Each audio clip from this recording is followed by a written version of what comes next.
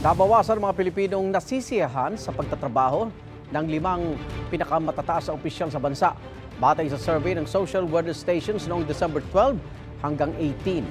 Ang survey, sinagot ng mahigit 2,000 Pilipino at may margin of error na plus or minus 2%. May unang balita si Ian Cruz.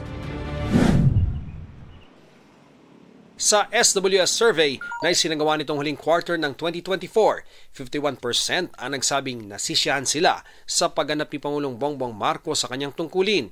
32% naman ang di nasisiyahan habang 16% ang hindi tiyak kung nasisiyahan o hindi.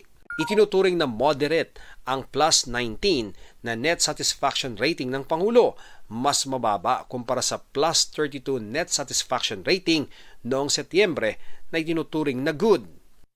52% naman ang mga nasisiyahan sa performance ni Vice President Sara Duterte, habang 31% ang nagsabing hindi sila nasisiyahan.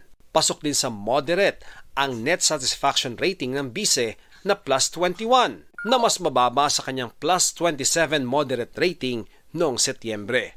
Bumaba rin ang net satisfaction rating ni Senate President Cheese Escudero na mula plus 47 noong Setyembre ay naging plus 42, na nanatili yang pasok sa good net rating.